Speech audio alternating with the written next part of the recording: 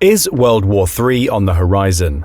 The answer we might not want to hear is maybe or possibly. But if a global conflict were to start now, what would it be like? Which countries would join and who would be most affected? Let's hear from our military experts. The reason the United States and other NATO countries have been hesitant to send advanced, long-range weapons to the Ukrainian military is to prevent the escalation of the conflict. They do not want to see the war escape Ukraine's borders and become a wider, greater power struggle over a much broader area, or in other words, World War III. Ukraine is not the only hotspot in the world, however. Russia's aggression, China's continued attempts to expand its power beyond its borders, and the actions of other countries in their orbit like North Korea have significantly altered the international balance of power in the last 15 years. Great power competition has returned after the post-Cold War slumber, and with it, the flashpoints that stand at the cross-section of these competing great powers. If World War III were to break out in this decade, it would be between two sides. One would be a democratic alignment led by the United States. The other would be an authoritarian group of countries led by China, and centered mostly in the interior of the Eurasian landmass. If a general conflict were to break out between the two alliances, these are the countries likeliest to become the fronts in the war, and therefore likeliest to be wrecked in the process. To begin with, we are assuming that any new war between these two alliances will not, at least at first, escalate into a nuclear exchange. Presumably, the leaders of all the countries involved would have no wish to see themselves destroyed along with the rest of human civilization. World War III would probably remain conventional, at least in its initial stages, because the leaders of the countries involved in it would want to gain something out of the hostilities. Not all countries would be equally affected by World War III either. The conflict would mostly take place in hotspots in Europe and Asia, where the two alliances intersect, very much like tectonic plates grating against one another. Ukraine was only one hotspot in the growing great power competition. All of Eastern Europe would be in danger in World War III. However, the perils of a Third World War would be particularly concentrated and devastating in the countries along the Baltic Sea. Russia has long resented the independence of the three Baltic states, Estonia, Latvia, and Lithuania, which broke away from Moscow's control following the Soviet Union's collapse. These countries joined NATO in 2004.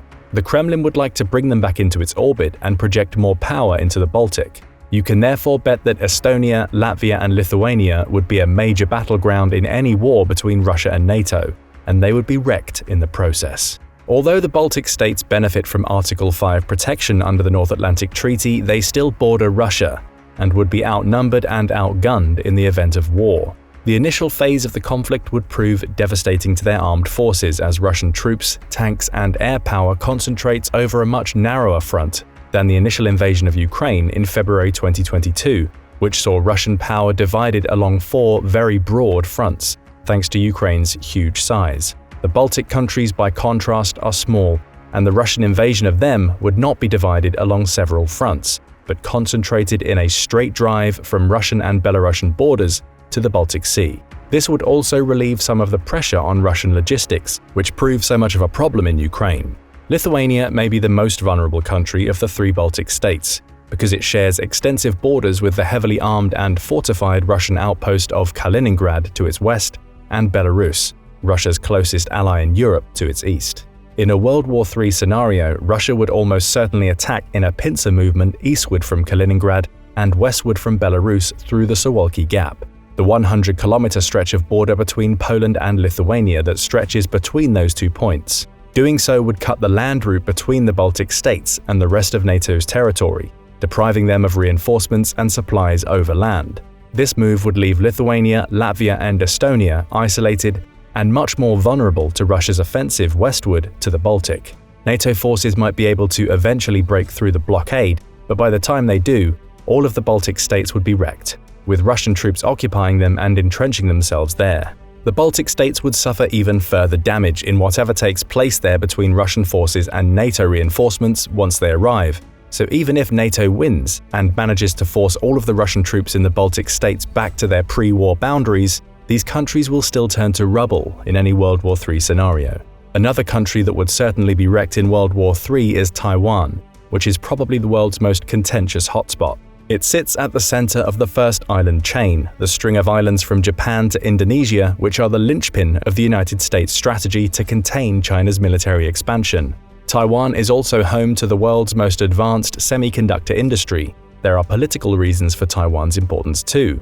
Mainland China wants to bring Taiwan back into its orbit for historical reasons, as it considers the island a rogue province left over from the civil war between the communists and nationalists. Taiwan's reintegration with mainland China is one of Xi Jinping's ultimate aims, one he wishes for the Communist Party of China to achieve by 2049, the centennial of its victory over the nationalists and its rise to power. Much of the debate about Taiwan centers on whether the Chinese military could pull off an amphibious invasion of the island, something which would be very difficult for it to do. Amphibious operations are, and always have been, one of the most complicated and difficult military maneuvers to pull off. To make matters worse for the Chinese, surprise scenarios like the D-Day landings at Normandy in 1944 are all but impossible in the age of satellite surveillance. Its attempt to invade the island would be known for a long time. However, this is not a panacea. Even if China is unsuccessful in its invasion operation, Taiwan would still be wrecked in the process. China has thousands of ballistic missiles in its arsenal, and even if these are not armed with nuclear warheads, conventional explosives would still be far more than enough to devastate their target country. In a World War III scenario, many of these missiles would be launched at Taiwan to strike critical assets, military bases, government offices, civilian infrastructure like power plants, strategic industrial centers, and so on. China demonstrated its ability to do this in the summer of 2022, after a visit by then United States Speaker of the House, Nancy Pelosi. The visit led to several days of military exercises that included missiles striking the seas north, south, and east of Taiwan, with some of the missiles landing near Japan. In a World War III scenario, a rain of Chinese missiles would devastate Taiwan even if a land invasion fails to occupy the island. Air defense systems would intercept some of these missiles, but not all of them. Taipei, the Taiwanese capital, would almost certainly be reduced to rubble from Chinese air and missile attacks, and other cities would feel the heat as well. Taiwan's major military bases would be destroyed or seriously damaged. Millions of civilians could potentially be impacted, and many billions of dollars in damage would accrue. Meanwhile, other countries would feel the knock-on effects. Since Taiwan is currently the world's most advanced manufacturer of the semiconductors at the heart of the digital economy, the impact to the economic and financial systems of other countries would be harrowing. If we think the global semiconductor shortage is bad now, one need only imagine the impact that the complete destruction of the supply chain coming from Taiwan would have on the global economy. Taiwan would almost certainly be wrecked if World War III were to ever break out, even if China cannot cross the strait. Taiwan is not the only country in the region that would suffer severe damage. Competition in the hotly contested South China Sea has intensified in the past decade, making it one of the world's most dangerous hotspots. Around the middle of the 2010s, China began occupying the South China Sea and building highly militarized artificial islands, with 20 outposts being in the Paracel Islands and 7 in the Spratly Islands. Some of these islands have airstrips and can carry Chinese missiles. These islands have proven dangerous obstacles to freedom of navigation in the South China Sea, but they have also brought China into dispute with its neighbors in the region, most often the Philippines and Vietnam. International courts have rejected China's claim that most of the South China Sea is its territorial waters based on the so-called Nine-Dash Line, a map which originated in 1947 that supposedly backed up China's historical claims on the Paracel and Spratly Islands. The controversy has even extended to Hollywood, as Vietnam has banned the popular Barbie movie from its cinemas over a scene supposedly depicting a map featuring China's territorial claims in the area, showing just how sensitive the controversy is in the region. The South China Sea has enormous strategic value, as 21% of global trade, a total of nearly $3.4 trillion, transited the trade routes in the area in 2016. Geopolitically, whichever country controls the shipping lanes there can potentially cut its rivals off from the supplies coming through these waters. In this light, China's expansionist actions in the area can be seen as an act of self-defense, since the country is very dependent on food and energy imports. Conversely, China's tightening grip on the trade routes threatens to cut vital supply chains to Japan, South Korea, Taiwan, and other American allies. If World War III were to break out, the countries along the South China Sea may not suffer damage to the extent that the Baltic states, Taiwan, or others we will look at later would, but they would surely be caught in the crossfire.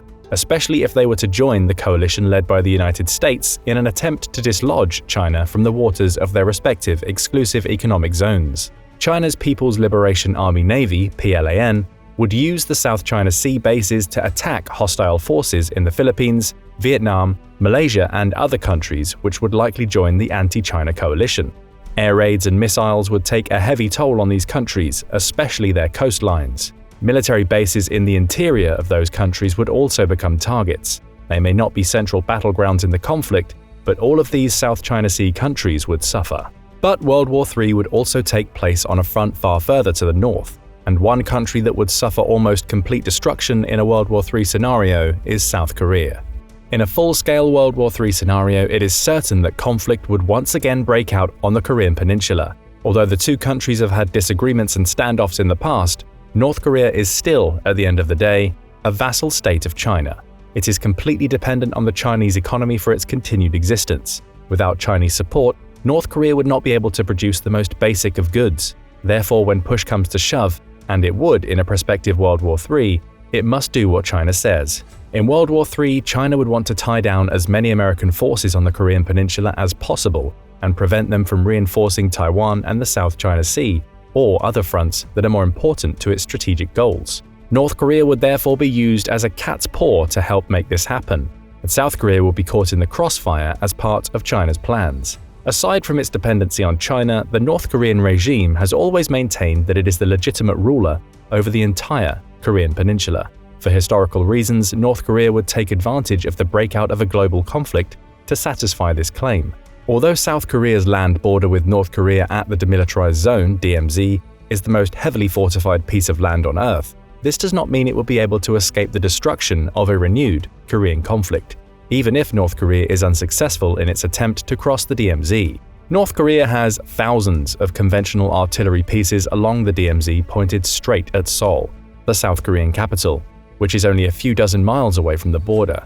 Some of these North Korean artillery assets would be destroyed in the opening hours of the conflict, but many of them are well hidden, and American and South Korean forces would be unable to destroy enough of them to save Seoul. In a full-on bombardment of Seoul, a RAND Corporation estimate from 2020 suggests that up to 200,000 people in the South Korean capital could die from the North Korean artillery attacks in the first hour alone. Millions more would probably die in the sustained bombardment, even if there are evacuations in place. Seoul's population is about 9.6 million as of 2022. Many of these people would become casualties from the barrage of nearby concentrated artillery. The humanitarian damage would also sap resources from the South Korean government and its allies, which could not be put into the war effort. The financial damage, too, would be catastrophic, not just to the South Korean economy, but to the global economy. South Korea is home to some of the world's most valuable companies like Samsung, LG, and Hyundai. The loss or disruption of these companies would do significant damage to global supply chains and devastate the South Korean economy. As the 20th century came to a close, South Korea was touted as one of the world's foremost economic miracles, emerging from poverty and dictatorship into a wealthy industrial democracy with stunning speed. If war were to ever break out again on the Korean Peninsula, though, which it almost certainly would in a general conflict between the United States, China, and their respective allies, South Korea would not survive in its present form. Even if the North does not use its nuclear weapons and if it's unable to get past the fortifications at the DMZ. Meanwhile, North Korea would be at least seriously damaged in a renewed Korean conflict as well. Its air force is hopelessly outdated, and the United States and its allies would quickly establish air superiority over the war zone, and help from China would not be as high as the North Koreans would desire. As North Korean troops get decimated by the air and firepower of their enemies, it's likely that the regime would resort to nuclear weapons, and if needed, the American, South American, and other allied forces may hold back from invading the North far past the DMZ for this reason. If any front in a World War III would be the likeliest to see the use of nuclear weapons, it would be the one on the Korean Peninsula. Elsewhere in Asia, Japan would also suffer major damage in a World War III scenario. The country hosts dozens of American military bases, especially on Okinawa, and these bases are easy targets for China's ballistic missile arsenal. In the event of World War III, it is certain that they will be attacked by these missiles. Furthermore, Japan has a territorial dispute with China over the Senkaku Islands in its southern reaches. It is possible that these islands will become battlegrounds in an attempt to tie down Japanese and American resources away from Taiwan and other important fronts. Japan also has a territorial dispute with Russia over the two southernmost Kuril Islands far to the north. Although a Russian invasion of Japan would probably be out of the question, Japan would need to keep a watch on Hokkaido, the northernmost of its main islands. North Korea too has a penchant for testing ballistic missiles over Japanese waters and airspace. North Korea's barrage against American and presumably Japanese bases would add to the damage and prevent supplies and reinforcements from crossing the Sea of Japan to the Korean front. Okinawa would be devastated by missile attacks. The main Japanese island of Honshu would also suffer damage, as there are several American bases there as well. To prevent buildup of troops and supplies in Japan, Chinese and North Korean missile attacks may strike over a much broader range. It's likely that in a full-scale World War III scenario, all of Japan would suffer from conventional missile strikes. It is certain that China and North Korea would care little for striking civilian areas in Japan, just as their ally Russia has shown how little it cares in attacking civilian areas in Syria and Ukraine.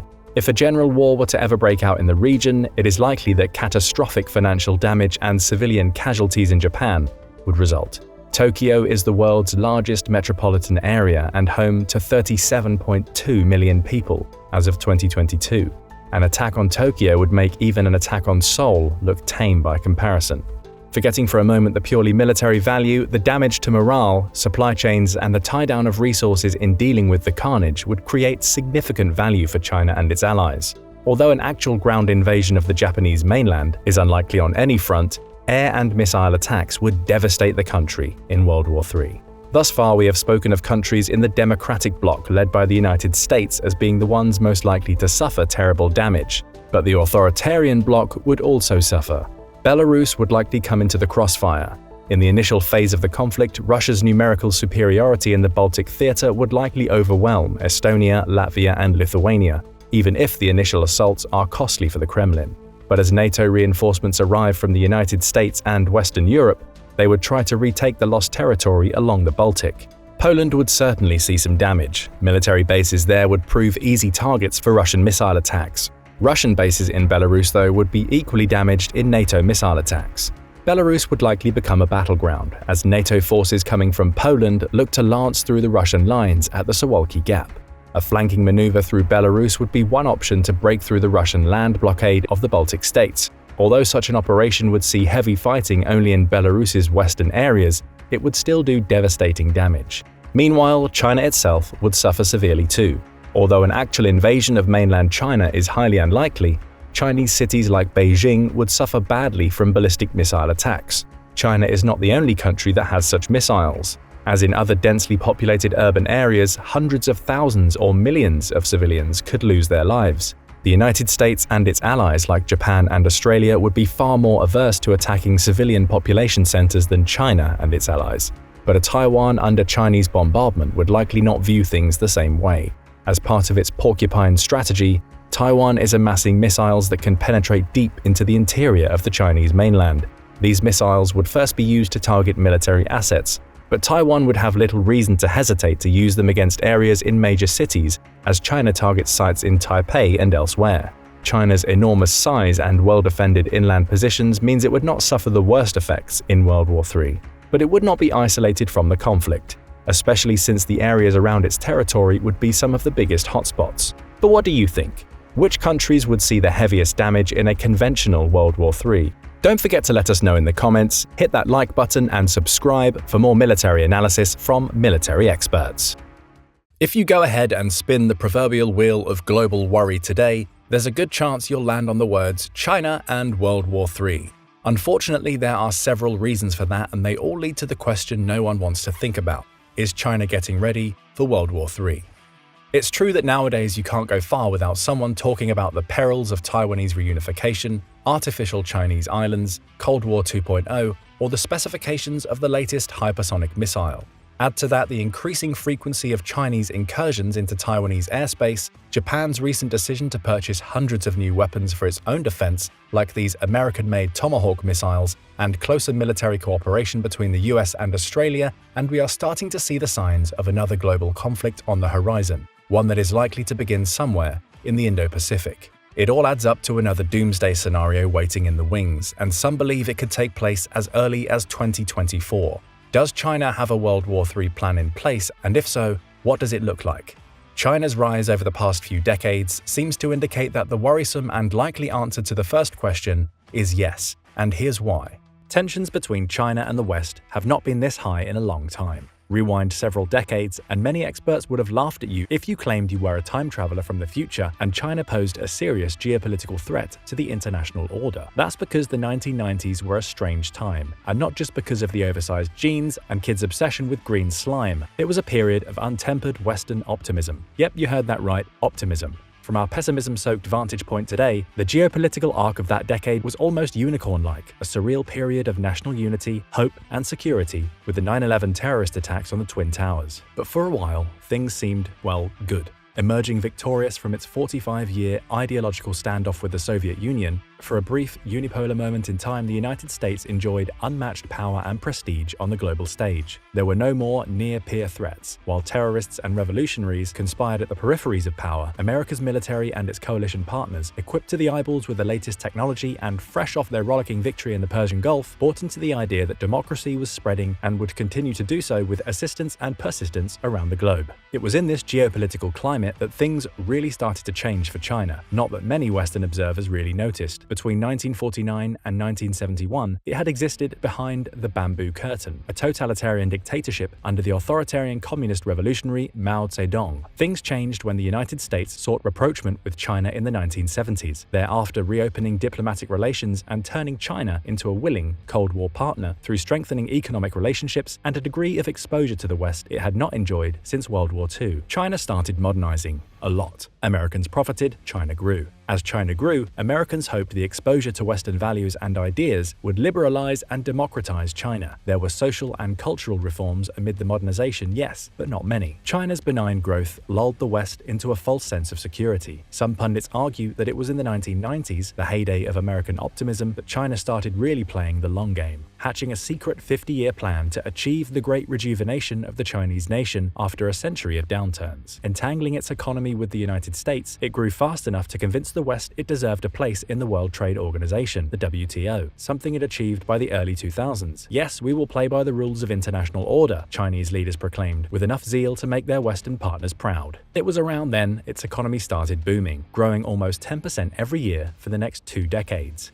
Between 1980 and 2000, its GDP quadrupled. Starting at under $90 billion in 1980, it now hovers around $13 trillion, the fastest growing increase in human history. Hundreds of millions of Chinese residents were lifted out of poverty as the country's economic potential skyrocketed. As globalization continued and China received hundreds of billions of dollars of global investment, it established a trade footprint to rival much of the rest of the world, providing cheap labor that built most of the products now adorning your home, while becoming competitive in cutting-edge cyber, space, and technology sectors. It has long since become East Asia's economic titan par excellence. It thrived under the auspices of global capitalism. It took on some of the trappings of the West, especially in its business and trade practices, but it never really democratized. To this day, it maintains its communist, centralized authoritarian regime under the singular vision of its latest ruler, Xi Jinping. And Xi has a vision, all right. Having covertly flourished under the umbrella of American power for several decades, China is now preparing the next phase of its grand strategy to catapult itself into the realm of peerless global hegemon, one that can impose itself in its Indo-Pacific neighborhood at will while projecting enough global influence to shape the rules-based international order in its own image. It's taken them 14 5-year plans to get to that point, but they've finally arrived. Now China wants to build a community of common destiny, essentially a nice way of saying it wants to coercively achieve what it views the US doing all over the world, leading international organizations, becoming a political and economic model for developing countries, being able to project world-class military power all across the globe, all while leveraging its trade relationships, allies, and partners to achieve its interests, aka replace the United States as the world's leading state. They chose 2049 for the date to achieve all of this, the centenary of the founding of the People's Republic of China, PRC, but each successive milestone for modernization has amped up the tension between China and the West. National security insiders have been sounding alarm bells for a decade now, but only recently have things started to get real. Over the past 3 decades, China has spent its way to military might. In 2019, it was spending more than South Korea, Japan, India, Russia, and Taiwan combined, accounting for over half of Asian GDP and half of all Asian military expenditures. China didn't have to just outspend their competition, however. Over the past decade, a growing number of Western defense officials have started kicking themselves for not realizing the pitfalls of economic interdependence with China. It's been no secret that for decades, Chinese spies have been stealing valuable intellectual property, including US military secrets. Just look at their latest stealth fighter, the J-20. It's a surreal mashup of the latest stealth technology, the type you might get if an American F-22, F-35, and a Russian MiG-144 walked into a bar, had one too many, and started spilling their secrets within earshot of a Chinese spy. China has stolen immense amounts of data too. Some we unwittingly give them by opting in to use Chinese-owned platforms like TikTok, data that US officials claim gives them enough personal information to identify potential targets for intelligence collection and other subterfuge. Just like the West can and probably does, China uses this data to geolocate top national security targets, recruit spies, conduct massive remote cyber attacks, and steal military and technology secrets. The issue isn't just that China has shiny new advanced submarines, missiles, aircrafts, drones, and other toys to play with. It is that it's now looking like it has the logistics, infrastructure, and know-how to use them effectively. And that's something we need to explore further. As we all know, nation-states can't just fling military power around the globe willy-nilly. You have to have the national industrial base to build up your power, the domestic support to use it, the transport infrastructure to move it, agreements in place to base it, and an effective doctrine and strategy to employ it. It took the United States 4 years of total war and victory in 2 theaters to emerge as a bona fide global superpower after World War II. Were it not for the destabilization in the aftermath of that war and the exigencies of the Cold War that followed it, it would not have many of the military basing agreements or the alliances and partnerships it now enjoys around the world today. Many of those relationships and the infrastructure sustaining them took decades, even generations, to build. And today, that is something we often take for granted. But not China. They know the price of obscurity and the difficulty of restoring national power and prestige back to superpower levels. Their long-term strategy,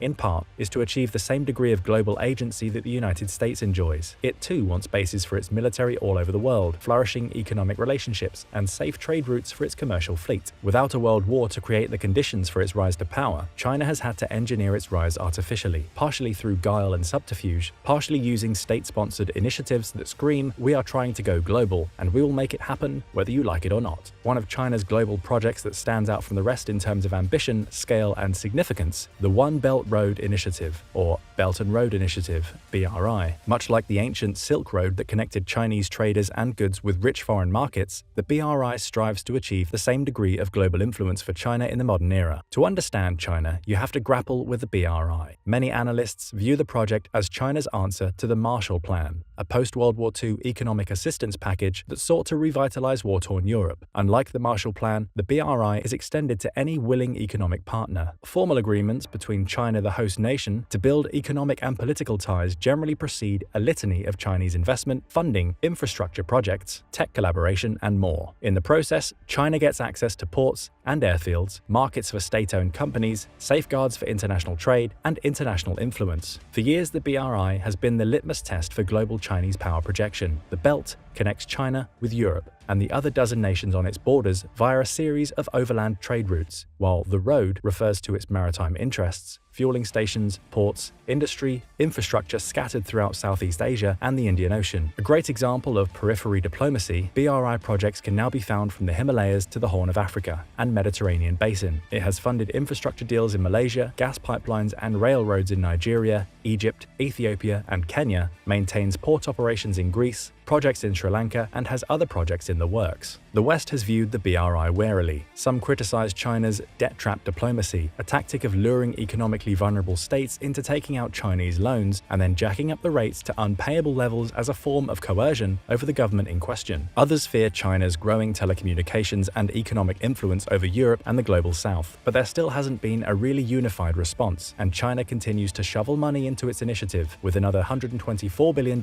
pledged in 2017. One of the big warning signs came that same year, when China decided to establish a hub in Djibouti, a developing nation strategically located in the Gulf of Aden on the Horn of Africa. China had essentially said it would never open an official military base there, and then they did, calling it a logistics facility, even though PLA Navy Marines and other forces regularly mull about with armored vehicles and artillery. It is considering similar projects in Cambodia, Myanmar, Thailand, Singapore, Indonesia, Pakistan, Sri Lanka, United Arab Emirates, Kenya, Seychelles, Tanzania, Indonesia, Angola, and Tajikistan, evidence of China's expanding military footprint around the globe. These military bases hold great potential for regional destabilization. Such developments are a warning that countries can become unwitting partners to PRC military expansion by giving China access to airfields and ports it would otherwise lack. A global footprint, therefore, is a prerequisite for China's national rejuvenation and has certainly empowered its actions at home. Maritime disputes in the waters around China are so common they've almost become normalized. These waters in the South China Sea are heavily trafficked, including some of the richest shipping lanes in the world. Xi Jinping made a promise not to militarize certain islands China artificially built in the South China Sea. Now the Parcel and Spratly Islands are militarized and can be used to intimidate and coerce coastal states throughout the region. The bullying continues in the East China Sea as Chinese merchant vessels regularly dominate lucrative shipping lanes. Coast Guard, military, and commercial ships deprive foreign fishermen of access to resources, and policymakers make ambitious maritime claims that are frequently rejected as lacking basis in international law. For the record, territorial waters are considered up to 12 nautical miles off a country's coastline, a fact China ignores. China wants to monopolize the natural gas,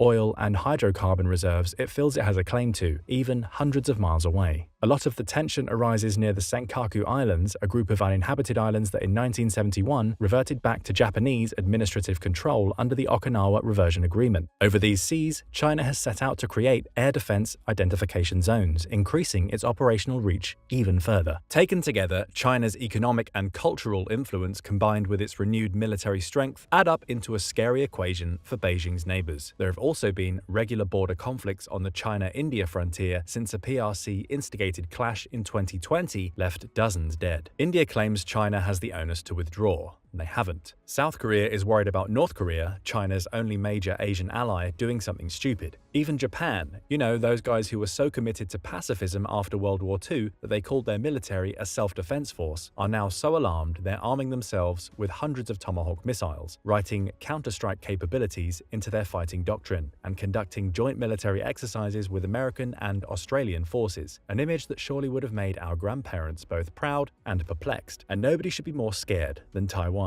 The small independent island nation will almost undoubtedly be ground zero in any World War III scenario with China. Here's why. China is bent on reuniting Taiwan with mainland China. The spat goes back to World War II, when nationalist rebels fled to the island and created a vibrant democratic society, one China refuses to acknowledge or respect. Ever since, China has wanted Taiwan back more than a prepubescent teen who accidentally traded their holographic first edition Charizard for a bag of potato chips. And this is a problem, since the United States has all but formally pledged to intervene and protect Taiwan in the event China decides to invade. And boy, has it probably thought about it. In August 2022, the China State Council produced a white paper whose table of contents made China's position on the issue explicitly clear. Chapter 1. Taiwan is part of China. This is an indisputable fact. Chapter 2. Resolute efforts of the CCP to realize China's complete reunification. Chapter 3. China's complete reunification is a process that cannot be halted. Chapter 4. National reunification in a new era. Chapter 5. Bright prospects for a peaceful reunification. It's okay, you can tell us how you really feel, Beijing. We are one China, the paper alleges, and Taiwan is part of China. This is an indisputable fact supported by history and the law. Taiwan has never been a state. Its status as part of China is unalterable. The CPC is committed to the historic mission of resolving the Taiwan question and realizing China's complete reunification. So China is overwhelmingly focused on reunifying Taiwan. They say they won't use force. Where have we heard that before? Authoritarian leader claims he won't use force to reunify territory he believes is rightfully his. But hey, this type of tension has been brewing since the 1996 Taiwan Strait crisis, when the PRC had a showdown with an American carrier group after conducting a bunch of missile tests in the Taiwan Strait.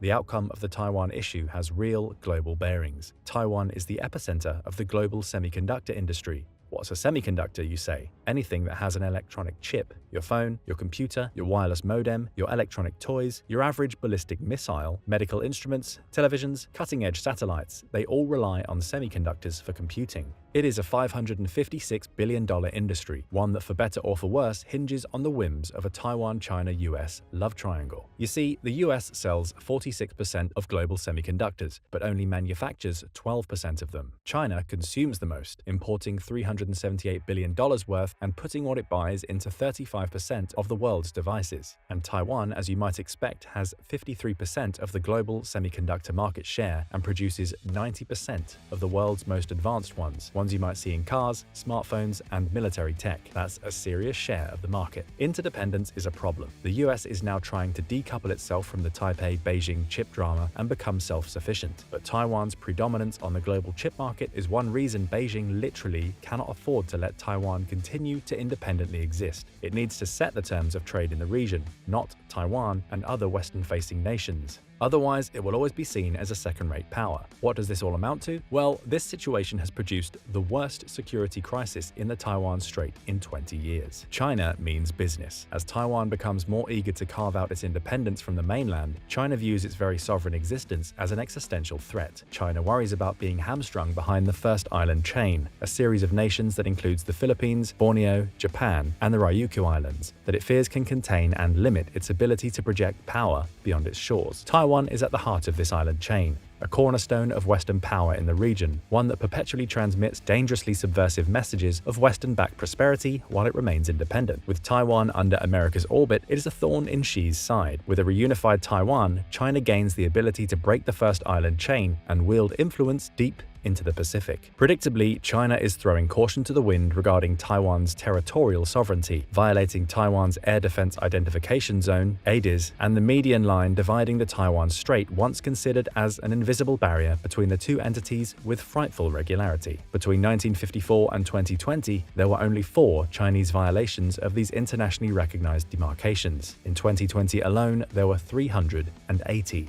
There were more than double that number the following year with 969 incursions. The biggest came on October 4, 2021, a day that saw 56 aircraft enter Taiwan's air defense zone, unironically coinciding with China's National Day of celebration. By May of this year, there had been a 50% increase in the number of incursions over the same span in 2021. Partially to send a supportive signal in response, the US conducted a series of high-profile political visits to the island. China didn't buy it. To them, the visits were needlessly escalatory. They responded with more overflights, setting a new record for monthly sorties. Since the summer, the PLA Air Force, PLAF, has flown over 1,000 sorties near Taiwan, 40% of them in the ADIZ or over the median line. Today, it is coming into Taiwanese airspace on a near-daily basis, ramping up its intimidation efforts around Taiwan in other ways too, from anti-submarine warfare, drone reconnaissance, and cyber attacks to the growth of its naval and missile presence in the region. China's end goal is clear. Taiwan has voiced alarm and concern over the near-constant encirclement drills, labeling them as escalatory, equivalent of a sea and air blockade of the island. If these are, in fact, dress rehearsals for a full-scale invasion, China will continue to ramp up the pressure as the time goes on. The on-ramp to war, then, is there, and it's volatile. Some pundits compare the existing slate of geopolitical relationships in the Indo-Pacific to the entangled alliance systems in Europe on the eve of World War I.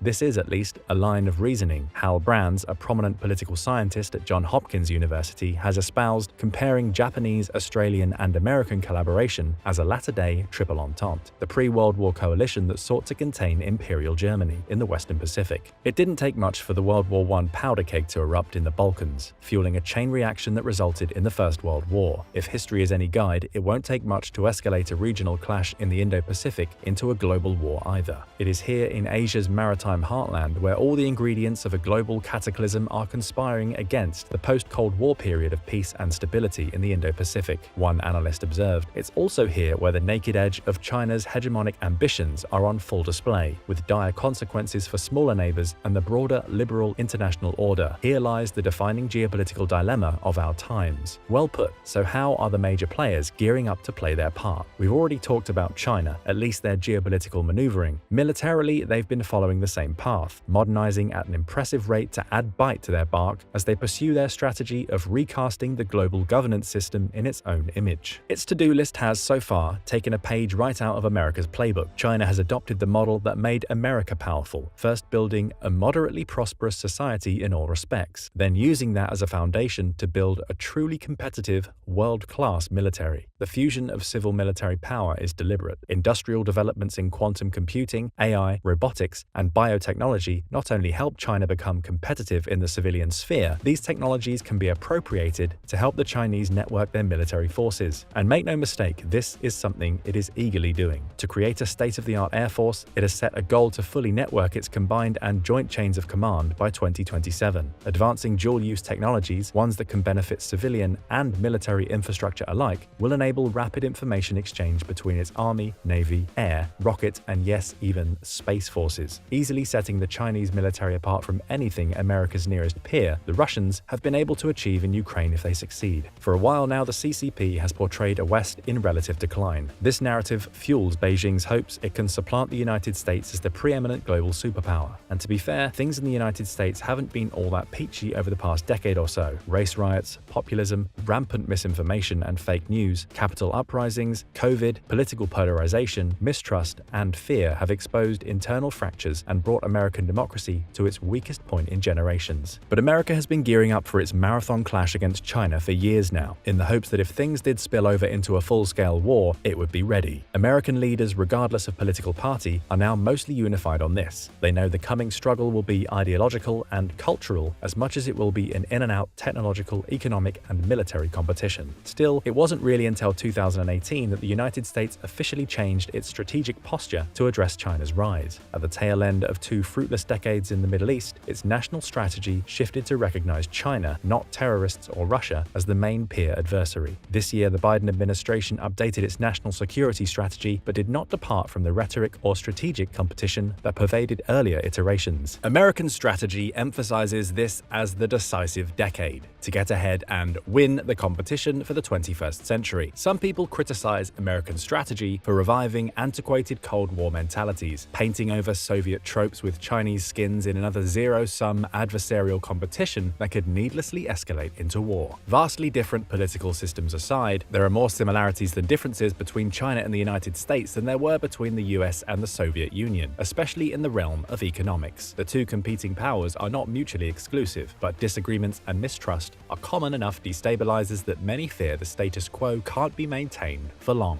China is aware that it still cannot compete with the United States in many areas. The United States Navy, for instance, though technically smaller than the Chinese Navy, continues to patrol strategic waterways in the Indo-Pacific, ensuring vital sea lanes remain open for free and flourishing international trade. American carrier groups have bases throughout the first island chain. American submarines and aircraft tend to be more robust, possessing longer range and better stealth technology than their Chinese counterparts. Chinese jet engines are not as advanced as American ones. Its military suffers quality control issues with its imbalanced admixture of antiquated and modern military systems and vehicles. Its logistics and transport capabilities lag far behind their globe-trotting American adversary. And above all, the Chinese lack concrete fighting experience, having fought and lost their last major operation in Vietnam in 1979. Experience the United States coming off its own unfortunate Middle Eastern odyssey nevertheless has in spades. But the PLA's military strategy is catered to overcome these shortcomings. In a World War III scenario, especially one involving Taiwan, the United States, its allies and partners, namely Japan, South Korea, Singapore, the Philippines, and possibly India, would have to operate in China's neck of the woods at the tail end of an incredibly long logistics network. The United States' geographic location makes it reliant on small overseas bases, refueling tankers, transport vehicles, and carriers to convey and sustain its units abroad. While China continues modernizing its forces and develops its own expeditionary capabilities, it has developed an anti-access area denial (A2AD) strategy to keep America and its allies at bay in the Indo-Pacific. The strategy has seen China prioritize the construction of a bristling array of ground-based missiles, naval assets, and aircraft equipped with the latest air-to-air and air-to-ground missiles that can outrange their American counterparts, and thus discourage them from intervening in a regional conflict. This active defense strategy will make American intervention in Taiwan both risky and potentially deadly. Is all of this really leading to a future world war? Most security experts will be the first to tell you that the war against China is anything but inevitable. If both powers can learn to manage their competitive relationship, they can peacefully coexist despite their adversarial posture. But wars can ignite from inauspicious sources. As Peter Warren Singer, a strategist and senior fellow at a think tank called New America and award-winning author, has written, in the coming decades, a war might ignite accidentally, such as by two opposing warships trading paint near a reef not even marked on a nautical chart. Or it could slow burn burn and erupt as a reordering of the global system in the late 2020s, a period at which China's military buildup is on pace to match the US. Singer has spent a lot of time thinking about the type of war we might expect in the Pacific. The war, he argues, will be a multi-domain conflict, meaning it will transpire in the traditional domains of air, sea, and land, as well as futuristic domains like space, the lifeblood of modern military communications, and cyber, where digital military systems and civilian infrastructure may be prone to attack. The United States has not waged a multi-domain war against a peer adversary since 1945, and so many of the lessons it learned in Iraq and Afghanistan may not be as relevant to a war with China. Likewise, America's traditional approach to wars has been to overmatch its enemies, relying on military technology at least one generation ahead to produce qualitative advantages on the battlefield. US forces can't count on overmatch in the future, Singer argues, since much of America's intellectual property has been stolen outright by Chinese spies, while its R&D has been accelerating its experimentation with space, drone, hypersonic, and cyber technologies. Still, experimentation is not the same as full-scale acquisition and implementation. China's two biggest vulnerabilities are historically significant, that it is reliant on imported semiconductors and microchips, things it cannot produce itself, and second, that it is heavily reliant on imported oil. The situation is not unlike Japan's in the early 20th century, a rapidly modernizing imperial power with a plucky navy totally reliant on oil imports to sustain itself. As it started to expand into China and the Pacific, seeking access to raw resources, the United States embarked the export of oil and other military goods. Pearl Harbor, the start of the last war for the United States fought in the Pacific, came in part because Japanese leaders viewed the war with the United States as inevitable. It needed an independent oil supply, something it would seek in the oil-rich Dutch East Indies, and it knew if it attacked, the US would come knocking, so it needed to prevent its own geopolitical encirclement by striking a knockout blow on the American fleet, then stationed at Pearl Harbor. It had a narrow window, given its limited oil reserves at home, and so they attacked. Some say another Pearl Harbor is brewing, this time with Taiwan at the epicenter. Reunifying the island by force will give China access to the semiconductors it needs, but it would have to ensure that the United States could not meaningfully intervene. Toshi Yoshihara, a China expert who works at the Center for Strategic and Budgetary Assessment, has warned that the PLA's views on a Pacific conflict are consistent with Pearl Harbor, and that they are predisposed to delivering a decisive first blow against US deployed forces in the Western Pacific, particularly those in Japan. Chinese doctrine indeed emphasizes surprise at the outset of war, all part of a counter-intervention strategy to keep the Beijing, Tianjin, Shanghai, Nanjing, Guangzhou, Shenzhen corridor open. Its precision strike arsenal, primarily made up of DF-21C missiles, are capable of hitting any target on the entire Japanese archipelago, while its DF-26 missiles can fire conventional and nuclear warheads almost 4,000 kilometers, far enough to strike the strategic US base at Guam. In all likelihood, if it were to spring an amphibious invasion of Taiwan, China's tactic would be to saturate America's roving carrier groups and their escorts with waves of ballistic anti-ship missiles, overcome their defenses, and send billions of dollars of valuable equipment to the bottom of the ocean before it can be brought to bear. This would help overcome the early gulf in military shipping, aircraft, and tonnage between the two sides. They would then target vulnerable American sensor aircraft, refueling tankers, and cargo ships to curtail America's ability to get close to Chinese territory. The United States has far more battle force missiles than the Chinese, meaning the total number of missiles capable of being fired in combat before resupply, but the Chinese do have enough to saturate and destroy 3 American carrier groups simultaneously, potentially turning the American naval forces in the Pacific into a moot point before a war begins. There is even evidence that they have been practicing such preemptive strikes in the Gobi Desert in western China. Such a move might be good in the short term, but short-term tactical victories do not win wars. China would then have to contend with the galvanization of American morale, the mobilization of its entire economy for war, and the possibility of intervention from many of its regional and global partners, one of whom is Japan, the world's 3rd largest economy with a powerful navy of its own. If China went to war, it would be anything but subtle. For an operation that big in the 21st century, it's almost impossible to achieve the element of surprise. Observers would see a flurry of activity in China's eastern and southern theater commands opposite Taiwan for weeks and even months prior to invasion. Ports of embarkation, airfields, field hospitals, and mobile command posts buzzing, units deploying with oil and gas pipelines, transport ships loading, commercial ships looking to provoke and escalate. The forces far from Taiwan would be placed on high alert. National mobilization efforts would increase, and the military would begin commandeering civilian vessels, ferries, aircrafts, trucks,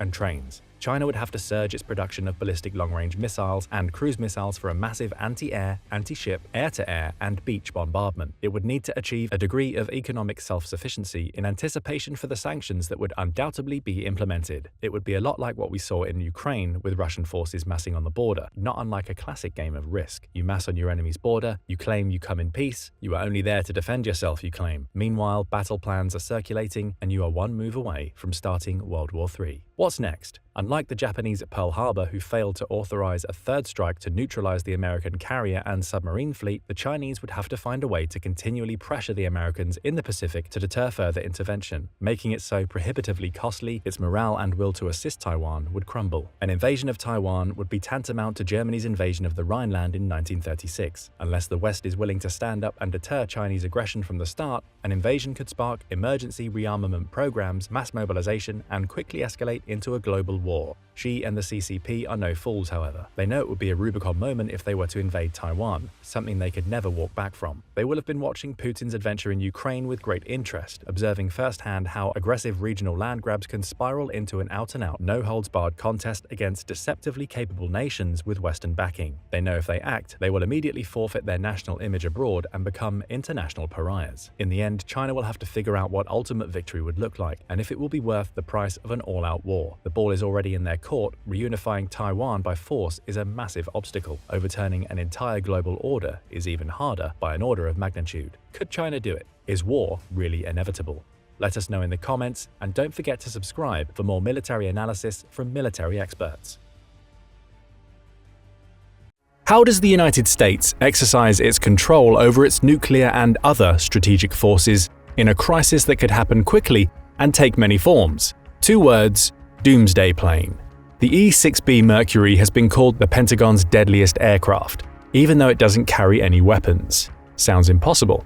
US scientists and engineers have demonstrated time and time again that impossible is simply another word for challenge, and that's a word the US military never backs down from. America has developed a highly advanced backup system of airborne command and control known as the National Emergency Airborne Command Post, NEACP. This is a fleet of aircraft that are based on commercial airliners such as the Boeing 707 and 747. These are then stripped out and radically modified to include high-tech communications, tracking, and intelligence-gathering equipment. They can take to the air and operate for hours, days if necessary, and provide a vast range of global communications capability in the event of a fast-moving crisis. Some have the capacity to pass on orders to launch nuclear missiles and even to independently launch the missiles themselves. These aircraft have, somewhat melodramatically, been nicknamed the Doomsday planes. But how are these planes different from standard military aircraft? There are several types of airborne command and control aircraft that provide emergency coverage in a crisis, all with slightly different levels and types of capability. Air Force One is the President of the United States' personal jet. It is fitted with a range of highly classified defense and communications gear, allowing the President and his key staff to be moved quickly and safely away from the crisis area while still remaining fully in charge of developing situations and able to authorize all necessary government military actions. It also has a reputation for its great food. The E-4B Night Watch has more command and control capabilities than Air Force One. It supports the President and Secretary of Defense and operates around 42 separate communications systems and allows them to conduct the full spectrum of military operations. It's been designed to be able to withstand a nuclear war environment and with in-flight refueling can be in the air for days. The E-3 AWACS Sentry is an early warning and control aircraft that provides a real-time picture of the battle space before and during a conflict, particularly including the movements of hostile aircraft hundreds of miles away. It's worth noting that, to the best of our knowledge, only one other nuclear-capable state operates a similar airborne command and control concept. The Russian Air Force operates, or it might now be operated, as the reliability and maintenance state of Russian aircraft is rarely clear, an Ilyushin Il-80 command and control aircraft with a broadly similar function to the E-4B. It probably qualifies as a Doomsday aircraft. The Il-80 came into service in the 1980s and may have reached or passed its natural shelf life. The Russians are understood to be planning a replacement based on the Ilyushin Il-96 airliner. But our particular interest today is the E-6B Mercury. It has the capabilities of Air Force One and the E-4B, but has one further extra special feature. it can independently launch ballistic missiles from US Navy nuclear submarines. Let's dig into the details of this fascinating aircraft. The fleet of E-6B Mercury aircraft is the current generation of American Military Airborne Command Post. It was commissioned in the late 1980s as a replacement for its predecessor, the EC-130Q, which was a modified communications variant of the robust and flexible, but aging, C-130 Hercules transport aircraft. The EC-130Q had been operational in this role between 1963 and 1993, which is a long time for a critical, high-tech piece of strategic security infrastructure. The E-6 Model A was based on a modified Boeing 707-300 airframe. Production of the aircraft began at the Renton Boeing factory in December 1986, and the US Navy began putting it through trials from July 1988. It entered operational service in August 1989, right at the end of the Cold War. It has two roles. The first was similar to its predecessor, with a concept of TACAMO, take charge and move out. TACAMO meant the aircraft needed to be able to survive a nuclear warfare environment and provide critical encrypted communications between the key American decision-makers, such as the President, Vice President, and Secretary of Defense. The E-6 provides the airborne element of the TACAMO system. The second role is to act as an airborne strategic command post. The E-6 is fitted with an Airborne Launch Control System, ALCS. This allows it to directly launch intercontinental ballistic missiles. The E-6B is therefore designed to provide command and control of US nuclear forces in the event of a crisis, particularly if control from the ground was lost. The capabilities of the E-6 were designed to mirror those of the land-based command systems, hence the term Looking Glass or Operation Looking Glass given to the aircraft mission. This means that if the Global Operations Center at Offutt Air Force Base in Nebraska went down for any reason, the Looking Glass mission would seamlessly and instantly replace any lost command and control capacity. In its TACAMO role, it's designed to be as independent as possible, to avoid being reliant on other forces, units, or systems that might be taken out. In the worst case then, this is where an American president would be located during the first hours of a nuclear war, together with a selection of generals, intelligence analysts, and political advisors. This is why people tend to get a bit jumpy when they see these Doomsday aircraft taking off or in the air. On September 11, 2001, an E-4 was reportedly spotted circling over the White House. This triggered concern and conspiracy theories in equal amounts. 16 E-6 aircraft were produced and delivered between 1988 and 1992. The fleet of aircraft is based at Tinker Air Force Base in Oklahoma and divided into 3 separate squadrons: VQ-3 Ironmen, VQ-4 Shadows, and VQ-7 Roughnecks. VQ-3 and VQ-4 are operational squadrons, while VQ-7 is the fleet replacement squadron in case of damages and losses. It provides for the training of the aircrew. The VQ-3 squadron was the first to receive the E-6, with VQ-4 receiving its aircraft in January 1991. The fleet can also operate on the West Coast, at Travis Air Force Base, and on the East Coast at Patuxent River in Maryland. In autumn 1991, at the request of the Navy, the name of the E-6 family was changed from Hermes, the Greek god of trade, to Mercury, the Roman god of commerce, communication, and travel. The E-6 has a normal crew size of 22, although this depends on the mission. It has a maximum speed of 610 miles per hour and a flight range of 7,600 miles. It can operate at an altitude of 40,000 feet and is fitted for in-flight refueling. It can fly for 10 hours with no refueling, for 28 hours with one refueling, and up to 72 hours, i.e. 3 days, with multiple refuelings. It cannot fly much longer than this, as many aspects of key maintenance can only be performed on land. Inevitably, with such a complex piece of equipment, the rapid speed of communication technology and the developing requirements of the military, a large program of modifications was initiated. This took the E-6A and upgraded it to a new model, the E-6B. This was a major reworking of the battle staff area, the flight deck, and other equipment. A new next-generation cockpit system was added to improve situational awareness. As the E-6B now took on its dual role, it soon became clear that there was less scope to train new crew on the job in the aircraft during missions. To improve the capacity to train crew members, the British Royal Air Force sold an E-3D Sentry aircraft back to America. It was refitted in order to recreate the communications equipment and environment within the E-6. This then allowed ground-based training to take place without encroaching on the requirements of operational missions. The first E-6B was delivered in December 1997. and the upgrading was completed for all aircraft by December 2006. Like many of the airborne command and control aircraft, the E-6 is hardened to protect itself from the electromagnetic pulse (EMP) that's generated following a nuclear detonation, or a lightning strike or a solar storm. The EMP is a sudden and powerful burst of electromagnetic energy that can knock out radio, communications equipment, electrical networks, computers, and electronic gear, potentially over hundreds of miles. The aircraft is also protected against cyber attack.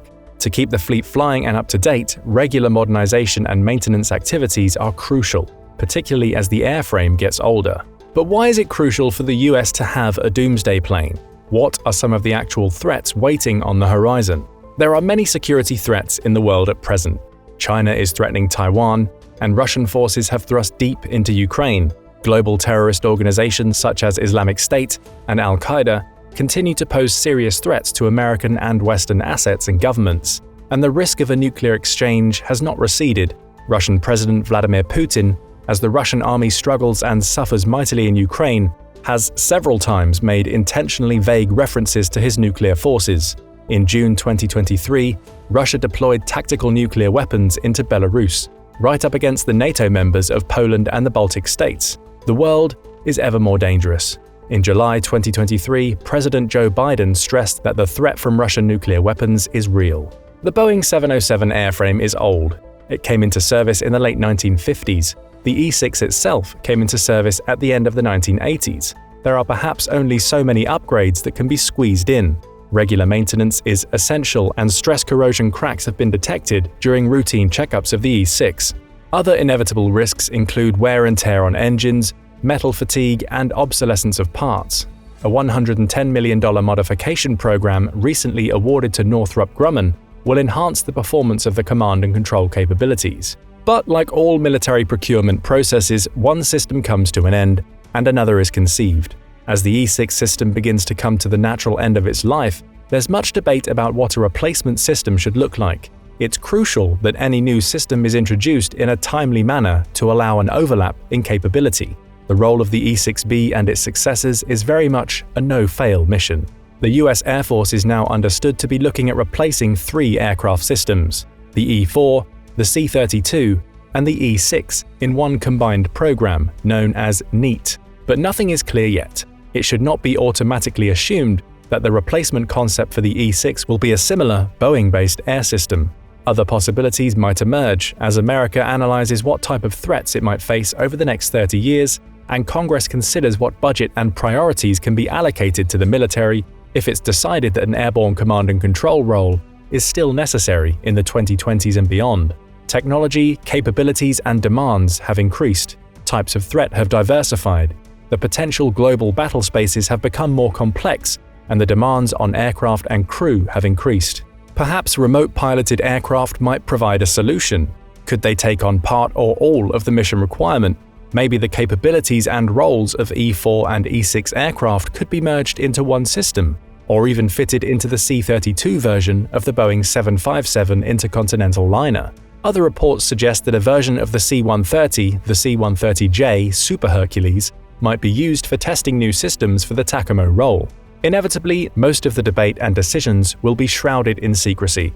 But one thing is clear: the ability to know what's going on and to be able to communicate and to respond in a complex and fast-developing crisis is absolutely crucial for the United States and her allies.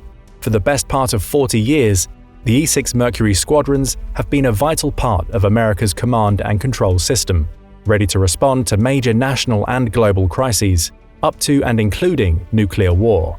The E-6 provides a backup in the event that normal land-based command and control systems have been rendered ineffective. Its dual-role capability to provide survivable communications and to act as an airborne command post gives it unique global flexibility and capability. For reasons of national security, the US government is loath to acknowledge the existence and activities of the E-6, and rarely talks in any sort of detail about the capabilities and role of the E-6 and the other Doomsday aircraft. Now in 2023, the commanders and crews of the E-6 Mercury continue to train and prepare for something they must surely hope they never have to do: to launch an LGM-30G Minuteman III intercontinental ballistic missile. It's a curious thought to ponder. that the E-6 will be considered to have successfully completed its mission if it never has to be used in anger at all. This must surely be the way we should think of all Doomsday aircraft. But what do you think? Does America really need its Doomsday plane? If so, what do you think is the biggest current threat that might make the US use it? Let us know in the comments, and don't forget to subscribe for more military analysis from military experts.